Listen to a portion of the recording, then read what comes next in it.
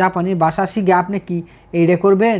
জাপানে এমন একটা পরিস্থিতি শুরু হয়েছে, এই পরিস্থিতি আর থামবো না। মানে কোনো প্রবাসীদেরকেই আর জাপানে রাখবো না। জাপানে কেন পার্মানেন্ট রেসিডেন্টশিপ দেওয়া বন্ধ করলো?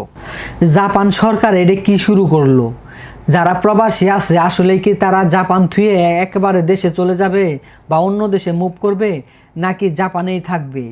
জাপান পার্মানেন্ট রেসিডেন্টশিপ যেটা আসিল, অনেকের স্বপ্ন ছিল যে জাপানে যাব, 5-10 বছর কাজ করেই পার্মানেন্ট রেসিডেন্টশিপ নিয়ে, পাসপোর্ট নিয়ে এই দেশে থাকবো বা অন্য দেশে মুভ করব। যেহেতু জাপান উন্নত রাষ্ট্র, এই দেশের পাসপোর্ট পাইলে আমেরিকা, অস্ট্রেলিয়া যে কোনো দেশেই আপনি কি সহজভাবে মুভ করতে পারেন কোনো ভিসা টিসা ছাড়াই। দেখেন জাপান সরকার, এই নতুন সরকার আসার পরে এমনভাবে প্রবাসীদের অত্যাচার শুরু করছে, আমার মনে হইতেছে যে কোনো প্রবাসীরা আর শান্তিতে ঘুমাইতে পারতেছে না। কোনো প্রবাসীরা ভিসা মানে 5 বছরের, 3 বছরের ভিসা, 1 বছরের ভিসা নিয়ে পকেটে যে আছে, এই পকেটে ভিসা নিয়ে আছে, তারপরেও শান্তি নাই। কেন শান্তি নাই?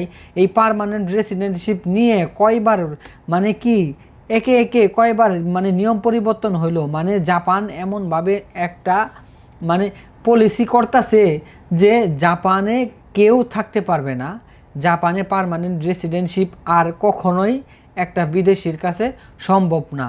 কারণ 30 বছর আপনার কি পেনশন দেওয়া লাগবে এই জাপানে থাকতে হইলে বা পার্মানেন্ট রেসিডেন্টশিপ নিতে হইলে। এবং পার্মানেন্ট রেসিডেন্টশিপ এর আগে 5 বছর চাকরি করলে মানে আবেদন করা যাইতো, তার আগে তারপরে করলো 10 বছর কাজের অভিজ্ঞতা লাগবে। আপনি যে ভিসাতেই থাকেন না কেন, মানে আপনার লং টাইম 5 বছরের ভিসা লাগবে এবং 10 বছর কাজের অভিজ্ঞতা লাগবে, তারপরে সে আপনি কি পিআরের জন্য আবেদন করতে পারবেন।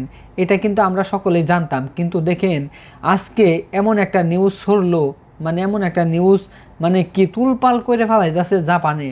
প্রত্যেকটা মানুষের অন্তরায়ে একবারে গাইতে দিছে, একটা ইট বাইন্ধে দিছে গলার মধ্যে, মানে কলসি বাইন্ধে দিলে পানির ভিতরে ডুবাই দিলে কেমন, তো এইরকম করে দিছে। কেন দিছে?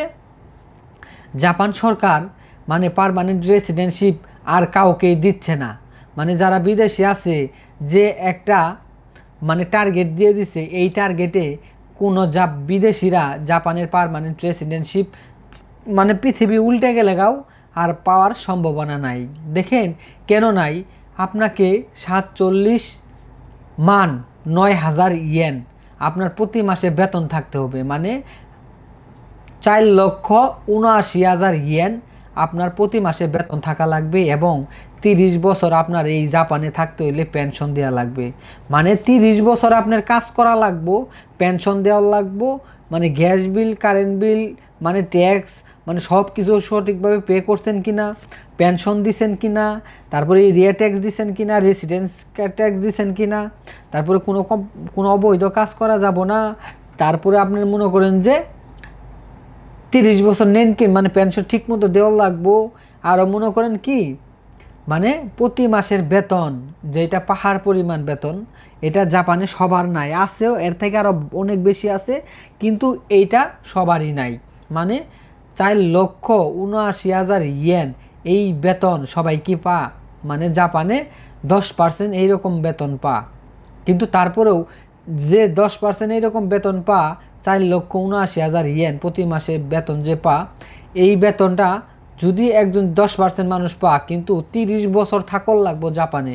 মানে 30 বছর যদি নাও থাকে এই পার্মানেন্ট রেসিডেন্টশিপের জন্য, যদি আপনি ভিসার আবেদন করেন, সেক্ষেত্রে আপনার 30 বছর যে একটা পেনশন দেওয়া লাগবো, এই পেনশন না দিলেও হবো। কেন হবো? এই পেনশন অনুযায়ী আপনার যদি ব্যাংক অ্যাকাউন্টে অনেক টাকা থাকে, সেক্ষেত্রে এই টাকা থেকে আপনার পেনশন কি আপনি কি একবারে দিতে পারবেন, যে 30 বছরের পেনশন আপনি একবারে দিতে পারবেন। যদি আপনার ব্যাংক নিজের পকেট থেকে পেনশন আপনি একবারে দিতে পারেন, তাহলে আপনি পার্মানেন্ট রেসিডেন্টশিপের জন্য আবেদন করতে পারবেন, তাছাড়া আবেদন করতে পারবেন না। এখানে আরও কথা আছে, আপনি যে আপনার নিজের ব্যাংক থেকে 30 বছর যে যে পেনশনটা দিতেন, এই পেনশনটা যদি আপনি পে করেন 30 বছরেরটা, সেক্ষেত্রে আপনি পার্মানেন্ট রেসিডেন্টশিপ পাবেন কি না তারপরেও কোনো গ্যারেন্টি নেই। মানে এই টাকা দিলে এই টাকা আর উঠবে না, কোনো দিনই উঠবে না। মানে জাপানে এমন একটা নীতি শুরু করছে, মানে কোনো প্রবাসীদের আমার মনে হয় জাপানে আর রাখবে না বা জাপানে আর থাকতে দিবে না। মানে এমন একটা পলিসি তৈরি করছে, হয়তো অন্য দেশের সাথে কোনো সম্পর্ক আছে বা দ্বন্দ্ব বিদ্বন্দ্ব আছে, আমরা সেগুলোর মধ্যে যাব না। আমরা শুধু এটাই জানবো যে জাপানে কেন পার্মানেন্ট রেসিডেন্টশিপ দেওয়া বন্ধ করলো। এটা এক পর্যায়ে বন্ধই বলে, কারণ দেখেন একজন মানুষ জাপানে আসেই মনে করেন যে একটা পার্মানেন্ট রেসিডেন্টশিপ নিয়ে ভালো মতে এইখানে লাইফ সেটেল করার জন্য, কিন্তু এমন একটা মানে শর্ত জুড়ে দিল, মানে ব্যবসা করতে গেলে এখন বর্তমানে 5 কোটি টাকা লাগবে আপনার। 5 কোটি টাকা হলে কি আপনি জাপানে থাকবেন? বিদেশে কেউ বোকার মতো থাকবে? সে তো 1 কোটি টাকা হইলে বাড়ির চলে যায়গা, আর 5 কোটি টাকা নিয়ে কেউ জাপানে থাকে? তো ওদের শর্ত হইলো যদি আপনি জাপানে বিজনেস করেন 5 কোটি টাকা লাগবে।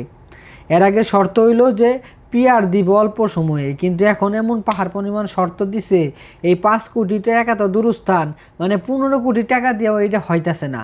মানে আপনি কোনোভাবেই জাপানে পার্মানেন্ট রেসিডেন্টশিপ পাবেন না, এটাই মাথায় রেখে যদি জাপানে আসতে মনে চায় আসবেন, আর যদি না আমি জাপানে আসবো না যেহেতু জাপান অনেক কঠিন হয়ে গেছে, তাহলে অন্য দেশে মুভ করবেন, এটা আপনার বিষয়। জাপানে যারা যারা পড়ালেখা করতেছেন আসবেন ভাই, জাপানে আসেন, SSW বিষয়ে আইসে 5-10 বছর কাজ কইরে আপনি অন্য ভালো দেশে মুভ করেন, তাছাড়া কোনো উপায় নাই। কারণ এই জাপানে আপনি থাকতে পারবেন না, এই জাপানে আপনারে রাখবে না, এই জাপান আপনাকে কখনো স্থায়ী করবে না। সেজন্য জাপানে আসবেন শুধু টাকা ইনকাম করার জন্য, টাকা ইনকাম শেষ হয় দেশে ব্যাক করবেন, নয় ভালো রাষ্ট্রে মুভ করবেন। এটা মাথায় রাইখা মাইন্ড সেট আপ ঠিক কইরা জাপানি ভাষা কোনো রকম N3 N4 শিখে আসেন, তারপরে আর জাপানি ভাষা শিখারই দরকার নাই। জাপানি ভাষা শিখে আপনি কি এইটা করবেন? কোনো লাভ নাই। আপনি খালি ইনকাম করার জন্য কোনো রকম ছেঁড়াবেড়া করে কোনো রকম একটু হালকাভাবে বুঝাইতে পারলেই হলো। জাপানি ভাষাটা শিখে এখানে এসে জাপানে আসার পর থেকেই আপনার চ্যালেঞ্জ হলো IELTS পরীক্ষা। আপনি IELTS পরীক্ষা দেন, অস্ট্রেলিয়াতে যান, আমেরিকাতে যান, ওইখানে লাইফ সেটেল করেন। অস্ট্রেলিয়া এমন মনে হচ্ছে তো নিউজটা মানে একদম কড়কড়া নিউজ, কেবল ডিউটি থেকে আসলাম পোশাকই খুলি নাই, মাথাটা পুরো হট হয়ে গেছে। পার্মানেন্ট রেসিডেন্টশিপ দিব না কোনো বিদেশিদের, কোনো বিদেশি নাগরিক, কোনো জাপানের কোনো পার্মানেন্ট রেসিডেন্টশিপ বা পাসপোর্ট আমার মনে হয় আর পাওয়া সম্ভব না। তো সকলে ভিডিওটা শেয়ার করবেন, ভালো থাকবেন, সুস্থ থাকবেন, আল্লাহ হাফেজ।